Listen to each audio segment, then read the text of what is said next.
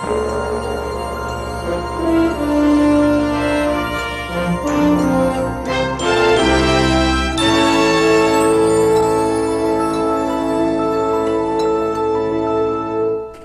and welcome to the Movie News, guys. I'm Rich, and with me as always is Andy. Hey, Richie! Alright, so what we were going to talk about today was the news that Patty Jenkins is confirmed to be the director for Wonder Woman 2, and of course she directed Wonder Woman 1, and that was the most successful critically, and I think now financially, the most successful DCEU movie. I've heard that it's the #1 origin movie of any superhero movie. It went over 800 million, I think, worldwide. That's a ton of money. That's crazy. Now, having said that, I loved Wonder Woman, but the rest of the DCEU, as many of you can agree, has been kind of spotty at best, and I think no one feels this more than Warner Brothers itself, because it seems like every single week we're hearing about how they're rewriting this, changing directors on that, firing that person, rebooting this, skipping Flash 1 so they can go straight to Flashpoint because they may or may not be retooling the entire DCEU. And then today, or at least the day that we're recording this, they just announced that they're doing a solo Joker origin movie with Martin Scorsese producing. They've got Martin Scorsese attached to this, and Todd Phillips, who of course directed The Hangover and War Dogs, directing this thing. And the big news here is that it's not going to be attached to the rest of the DCEU.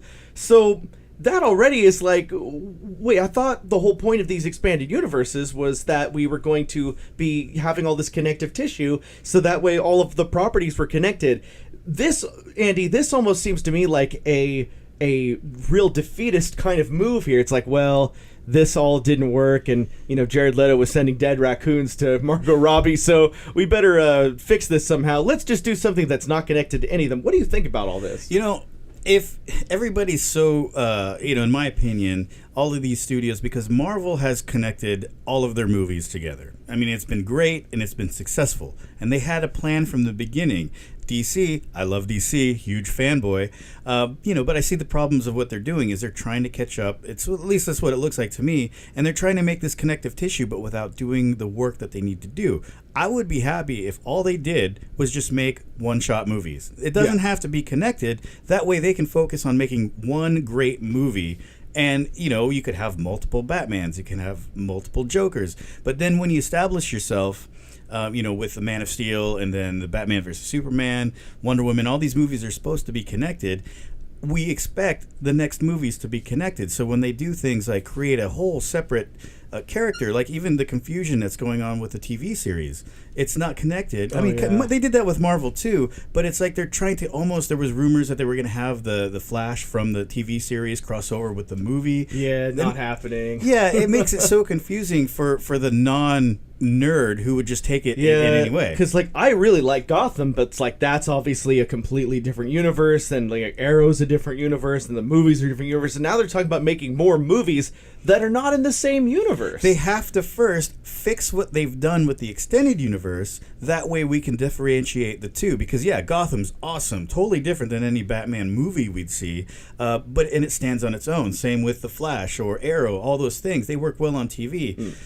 But let's fix things before we try to, replace them. Or I don't know if they're planning on replacing or what their goal is, but let's finish what they've got now. Put our energy into that. I think the confusing thing for the last year or so, since we're getting these DCEU updates every day, it almost seems, is that it just seems like the executives at Warner Brothers have been too reactionary. They hear, they're. I mean, I appreciate that studios are now listening to social media, but I feel like Warner Brothers is taking that to a degree that is impossible for them to work around. Oh, what did you like? What did you didn't like? Yeah. And they keep trying to put a Band-Aid over all of these things instead of I don't know, getting down to the core problems here or something. And the problem is the storytelling, because they're looking at numbers. They're looking at what's successful, what's not successful, and they're not really looking at what the problem is. And it's just the way they're trying to craft these stories. They don't know where they're going with it, so they lose. They don't know what's at the end of the long tunnel. So they're trying to course correct, but they don't know where they're going. And there's all is Ben Affleck directing? Is he not directing? Now he's not directing. It's now we're not even sure how long he wants to be be starring in these movies, because like, it's like, when you bring in Academy Award winning producer director Ben Affleck to make your Batman movie, and then you piss him off to where he's not directing it and now he's not even sure if he wants to be in it. Warner Brothers maybe did something wrong behind the scenes, even, that we don't know about. But it's all been kind of this circus. It's almost like it reminds me of like a football team changing coaches, like every season. It's like a merry-go-round. Yeah, that one play didn't work, so let's just line change and everything. Warner Brothers, if you're listening, you're probably not. Never will. But just shut up. Don't say anything, and just do what you're going to do. Release a trailer of something. Hey, look what we've been working on. Instead of you announce something, like especially you announce big names, people get excited, especially with social media, and then you take it away. It's just like, what confidence does a regular movie-going fan have when you hype them up and then take it away? They're not going to trust you anymore. Yeah, it's been a little nuts. And this, in 10 years ago, if I heard that Martin Scorsese was producing a Joker-centric Batman movie, I'd be like, oh man, that's so awesome. But in the current state of DC movies, I feel like this project is overall going to be confusing, especially since it's not going to be connected. And I really feel like that's kind of a Sony play, as with the Sony, what Sony's doing is, since they own the film rights to Spider-Man, but they've allowed Marvel to come in and make their Spider-Man movies, they're starting to make properties based on the side Spider-Man characters that's going to be set in a separate universe from the MCU, and that's why we're getting Venom and then the Black Cat movie, and it's like all this stuff is not going to have Spider-Man in it. Yeah. I mean, would you have a Lex Luthor movie without Superman? I wouldn't. Well, here's the thing. There's certain things that work. I think, like, when you look at different comic books, they have different issues. They have different titles for the same character in the same universe. And yeah, you could focus on one thing, and that doesn't have, like the Lex Luthor, like you just mentioned, Lex Luthor. If they had a comic of Lex Luthor, you could spend the right amount of time getting that story out, and you could leave it completely alone and have Superman out of it. But we're talking about live action movies. We're talking about not the guys that collect all the books to have, collect the whole set. We're talking about mostly just regular people who want to take their kids out to a fun movie, and they make it really confusing. Now, of course, this news just kind of broke, I guess, today, Tuesday, the 22nd of August. And we don't really know, is this really going to be a live action movie? Because what if they decide to do an animation? See, why are we more forgiving when it's animated versus the live action? I don't know. Because I guess the cartoons just seem to be closer to the comics or something. I think it'd be easier for people to digest that if they knew if it was another animated film. In fact, if that's all DC did, I'd be on board, because they've made a couple of really great animated films. Now, I've been saying from the beginning of this DCEU, it's just a shame that Warner Brothers is only, technically, I mean, no, I know that Man of Steel represents the beginning of the DCEU, but that was a standalone, and then they decided to build on top of it later. So really, it kind of began with Batman v Superman, which was only, 2016? The shame here is that Warner Brothers has owned the entire DC library since the 70s, I believe. They had all this time to make an expanded, connected universe, but they only waited until they saw how well it was working at Marvel to actually step up and do that. And, Kevin Feige over at Marvel, it was his vision from the beginning to connect all the Marvel moves together, and he has been the leading man running the operation at Marvel, over at Marvel Studios, since, way before they actually started with Iron Man. He had this dream. Over at Warner Brothers, it's just like a society of 12 old executives that are like, how could we make some money? Yeah. And so they tried to get, Jeff Johns. They tried to get, Zack Snyder to be the lead of it for a while, but he's out now. And they tried to, get some other people on board. Joss Whedon is kind of stepping in with some stuff now, but it's like the problem at Warner Brothers is there's nobody's vision leading this thing. It's all based on trends, what they think is popular, what they think will do well, and so that's why we're getting this circus of unfocused ideas going on, because there's no solid vision for going forward. It's so reactionary. So, Andy, do you think that not having someone like Kevin Feige over at DC, Warner Brothers, is the leading cause, or do you think that there's a simpler answer than that? Well, just cut that out. So, yeah, here's how I feel about that whole situation. Now, Warner Brothers is an amazing studio. They produce so many amazing movies, but they can't keep franchises.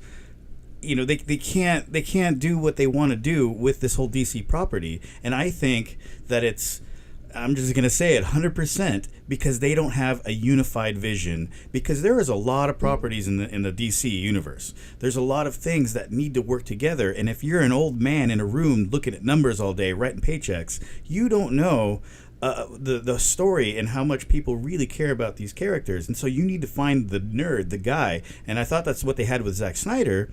He's a great filmmaker, but you know, he needs help. He needs somebody to produce all that, because he's doing everything, producing, directing, all that stuff. And now, unfortunately, he's out for now, which maybe I shouldn't have said unfortunately, but, you know, circumstances sucked. But now that they're bringing in the Joss Whedon, he is one guy that could definitely help. But still, you can't wear too many hats. You have to have the one guy that oversees all of the properties and then divvies that up to all the different directors. And it's got to be this awesome creative tree, but it has to be one sole operator that is a fan of the properties. I also find that interesting that they chose Joss Whedon, because I feel like, this is just the executives looking at numbers saying, like, oh, the Avengers did really well. Joss Whedon directed that, but I don't think they really looked into the whole situation there. Like, Joss Whedon did a great job with Avengers 1. Age of Ultron I still liked, but that was really like kind of representing some of the problems he was starting to have with Kevin Feige, and they had some arguments on the way that should go. And I mean, if you follow Marvel, you know that the Russo brothers, they have a fantastic vision for their movies, but they also adhere to the vision of Kevin Feige, and I think the three of them work fantastic together. I think that Joss Whedon is just a little too, like, in love with writer Joss Whedon. You know what I mean? It's like director Joss Whedon is too in love with writer Joss Whedon, and he doesn't want to play ball as much. So that's why I find it interesting that Warner Brothers is now working with him, because I feel like that relationship is going to inevitably explode at some point. If you look at Joss Whedon's history, he's made some incredible creative shows like Buffy, Angel, Dollhouse, Firefly, but what happened to every single one of those shows? They got canceled because Joss Whedon has a huge problem with authority and studios. This is not going to work out. Joss Whedon will be at DC for, 4 years tops, and then there'll be some huge argument. He'll, go on social media and say what a jerk so-and-so at Warner Brothers was, and then we'll look back at this and be like, what could have been. That's a good point, too. Who knows what the future is with Joss. This could be the only thing he does with Warner Brothers with the DC properties. But if he couldn't work with a guy that had everything figured out, how is he going to work with a guy that has no idea what's going on? That's what I'm saying. It's like, if you can't play ball with Kevin Feige, who everybody at Marvel says is like the nicest guy in the world, then how are you going to go, with these 90-year-old, I am just keep putting numbers on these guys, these 90-year-old Warner Brothers executives, that don't know anything, Wow, yeah, it's a mess. However, saying all of that, any DC movie or Marvel movie or any of these superhero movies, definitely go out, watch the movies, pay your money if you're into that stuff, because you see it, you like it, respond to the comments of all of these social media things, and tell them what you like, tell them what you don't like. It's awesome that we have all this drama, because then we have something to talk about, put our kids through college. But time will tell. I have no idea what any of that just meant. Well, to end on a positive note, I will say that this doing the solo Joker movie, and they're gonna apparently cast someone new. Of course, it won't be Jared Leto, because this is supposed to be not connected. And there's the rumor mill is getting around to the idea that this is going to be set in the 80s or some noir kind of thing, and that's cool. I will say that if this movie is good, then it is a testament that since Warner Brothers is reactionary, and the way that they're built, and they like to work with directors that have their own individual visions, maybe Warner Brothers, at least for the foreseeable future, while Warner Brothers owns DC and DC doesn't have its own studio, maybe individual solo films is just the way that they go. Maybe that's just what'll work for them. Maybe they can't do a shared universe. And you know what, guys? Maybe there's nothing wrong with that. Maybe you just make solo films. So I will say, I'm going to give this movie a chance, and it's Martin Scorsese produced, and I like Todd Phillips too, so I can't wait to see it. And then we'll have our final thoughts on if that was worth it or not at some point in the future. This has been an extremely long episode of Movie News, guys, but I hope you've stuck around till the end. And let me know in the comments what you think of what we've been talking about. Do you think that we're getting too old for this? Do you think that the DC thing is just old news and that you're only watching Marvel movies from here on out? Let me know what you think. Comments. Follow us on Facebook.com/Movie News Guys, Instagram.com/Movie News Guys, and subscribe to us right here on YouTube.com/Movie News Guys. Actually, we don't have a custom URL yet, but we will soon. So subscribe to this channel, whatever it's called, YouTube.com/ABCD, whatever crap. All right. Thanks, guys. Bye. Bye-bye.